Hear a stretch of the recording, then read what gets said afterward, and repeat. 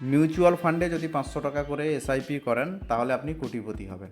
এই কথাটা হয়তো অনেকের কাছে শুনেছেন। বাস্তবে কোটিপতি হওয়া যায় কিনা মিউচুয়াল ফান্ড থেকে আজকের এই ভিডিওর মাধ্যমে আমরা আপনাদের সঙ্গে শেয়ার করব।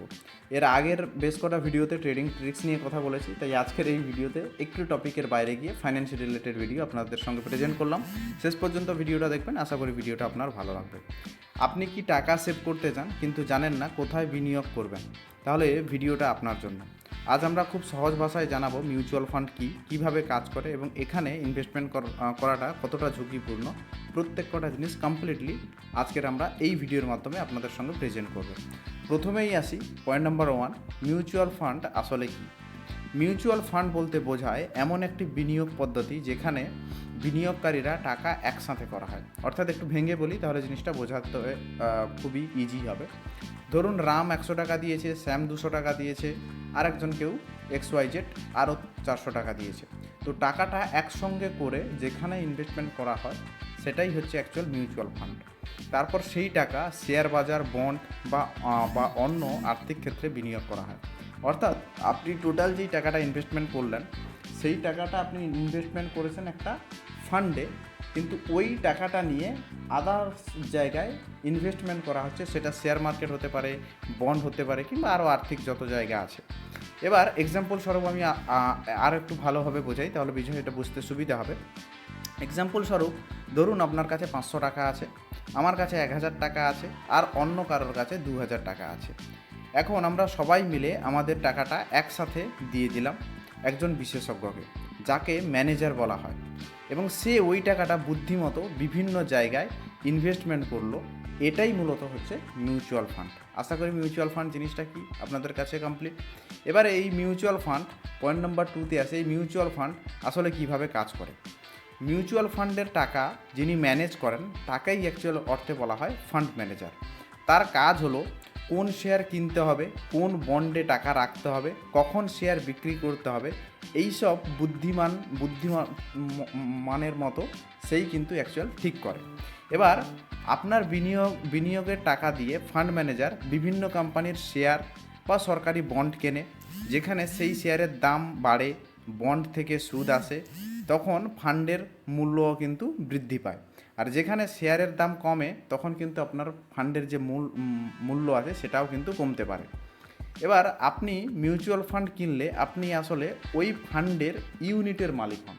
অর্থাৎ আপনি একটা মিউচুয়াল ফান্ডে যখন ইনভেস্টমেন্ট করলেন, ওই যে ফান্ডটা, তারা যে ফান্ডটা কিনছে তার ইউনিটের একটা মালিক আপনি হবেন।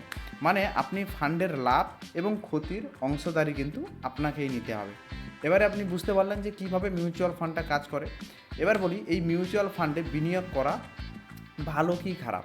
প্রথমে আসি মিউচুয়াল ফান্ডের বেশ কিছু সুবিধা। প্রথম, আপনার যে বিনিয়োগটা করবেন, অর্থাৎ আপনি যে ইনভেস্টমেন্টটা করবেন সেটা সামলাবেন কিন্তু আপনি নয়। অর্থাৎ আপনি কিছু না জানলেও সেটা সামলাবে যাদের এক্সপিরিয়েন্স রয়েছে কিংবা যারা এক্সপার্ট রয়েছে। অল্প টাকা দিয়ে শুরু করা যায়। অ্যাজ এক্সাম্পল আপনি 500 কিংবা 1000 টাকা দিয়েও আপনি এসআইপির মাধ্যমে এই জিনিসটা কিন্তু শুরু করতে পারেন। আপনি একসাথে অনেক কোম্পানিতে বিনিয়োগ করেছেন, তাই অনেকটা ঝুঁকি কিন্তু এই জিনিসটায় কম থাকে, এবং এটা একটা সম্পূর্ণ সেবি রেজিস্টার অর্থাৎ security and exchange board of ইন্ডিয়ার মাধ্যমে কিন্তু এই মিউচুয়াল ফান্ডটা কন্ট্রোল হয়। অর্থাৎ সরকারি দিক থেকে কিন্তু আপনি অনেকটা সেভ অ্যান্ড সিকিওর। এবারে আসি এই মিউচুয়াল ফান্ডে বিনিয়োগ করাটা কতটা ঝুঁকিপূর্ণ। দেখুন, শেয়ার মার্কেটে আপনার টাকাটা নিয়ে কোথায় ইনভেস্টমেন্ট হচ্ছে, শেয়ার মার্কেটে ইনভেস্টমেন্ট হচ্ছে।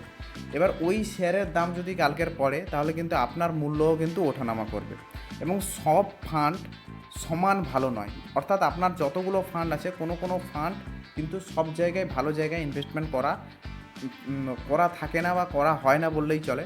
কোনো ফান্ড বিনিয়োগ করবেন সেটা বুদ্ধিমানের মতো বাছাই করতে হবে কিন্তু আপনাকে। তাহলে এবার প্রশ্ন হচ্ছে, তাহলে কি বিনিয়োগ করা উচিত কি উচিত নয়?